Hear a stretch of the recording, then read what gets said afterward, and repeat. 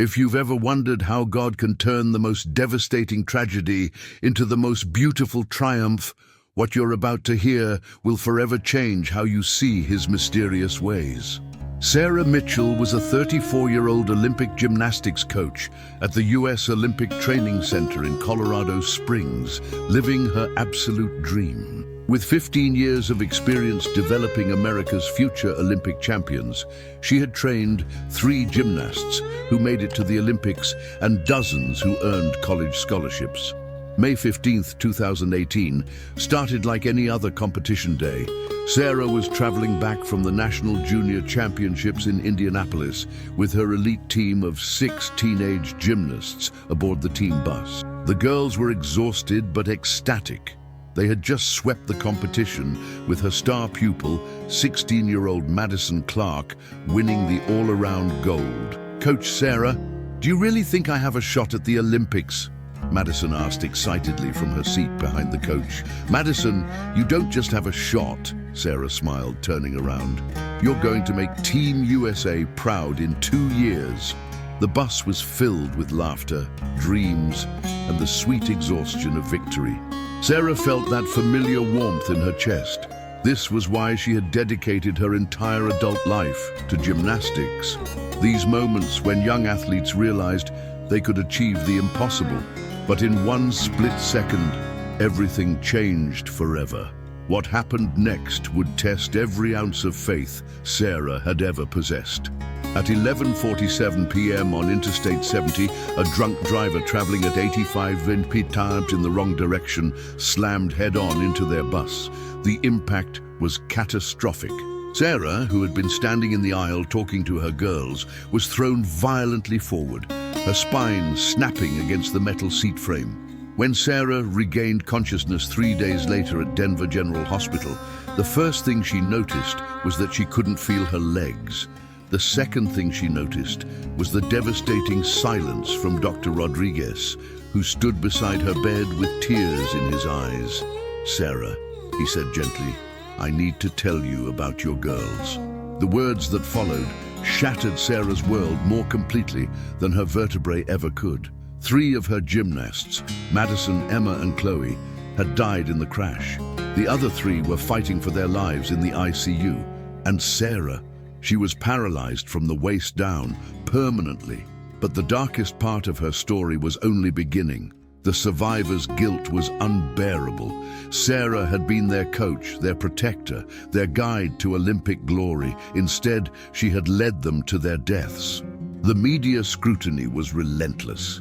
Parents of other gymnasts questioned her judgment. USA Gymnastics quietly removed her from her position while she was still in the hospital.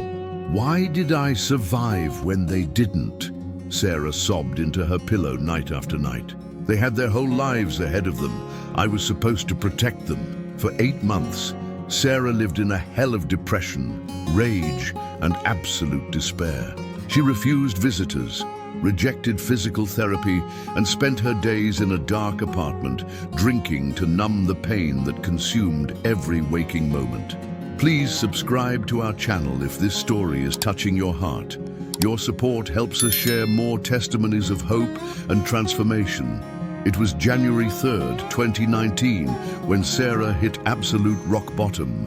Alone on the anniversary of what would have been Madison's 17th birthday, Sarah had made a decision that she thought would end her suffering forever. She had written goodbye letters, taken enough pills to ensure she wouldn't wake up, and was waiting for the darkness to take her.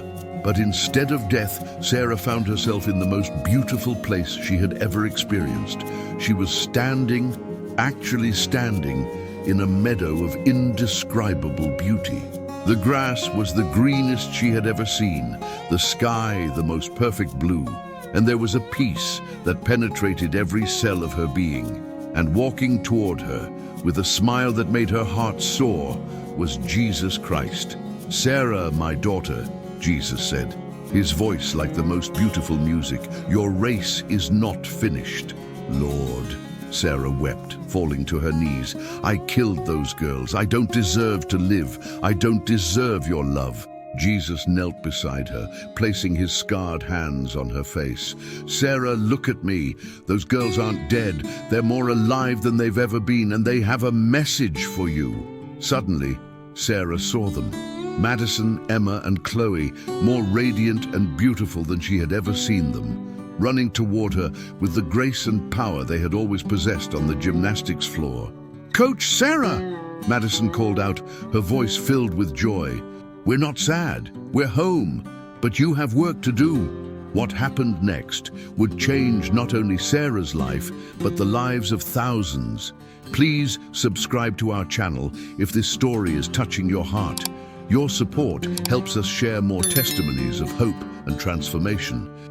Emma stepped forward, glowing with heavenly light. "Coach, you taught us to fly on earth, but now we really can fly. And God wants you to teach others to fly too, in ways you never imagined." Chloe, always the most serious competitor, looked directly into Sarah's eyes. "The accident wasn't your fault. It was your launching pad. God is going to use your wheelchair to reach places your legs never could." Then Jesus showed Sarah visions that took her breath away.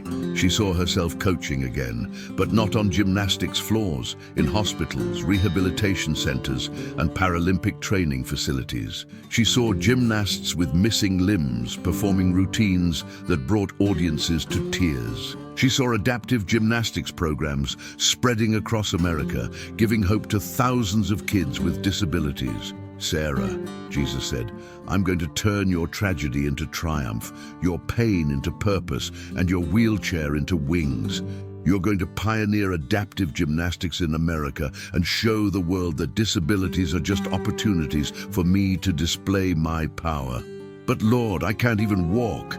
How can I coach?" Jesus smiled, the kind of smile that changes everything. Moses had a speech impediment, David was a shepherd boy, and Peter was a fisherman. I don't call the equipped, I equip the called. Your wheelchair will become your platform, and through you, I will show that true strength comes not from perfect bodies, but from surrendered hearts. The most incredible transformation in sports history was about to begin.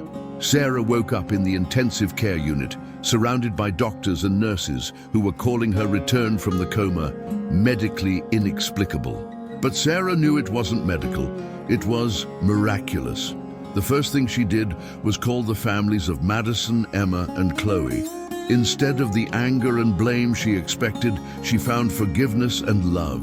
Madison's mother, Jennifer, became her first ally in what would become the most important mission of Sarah's life. Within 6 months, Sarah had founded Wings Adaptive Gymnastics Academy in Colorado Springs. Using her life savings and donations from people who believed in her vision, she created the first comprehensive adaptive gymnastics program in the United States.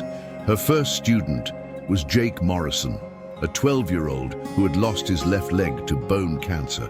"I'll never be a real gymnast," he said during his first lesson. Sarah wheeled her chair right up to him. "Jake, look at me. Do you think I'm a real coach?" "Of course you are, Coach Sarah. You're the best coach ever." "Then trust me when I tell you that you're going to be a champion, not despite your prosthetic, but because of the strength it's given you." Jake became Sarah's first Paralympic gold medalist 3 years later. The program exploded. Within 2 years, Wings Academy had trained over 500 adaptive athletes. Sarah developed revolutionary coaching techniques specifically for gymnasts with various disabilities. Her methods became the gold standard, studied and implemented worldwide. But the real miracles were in the hearts that were transformed.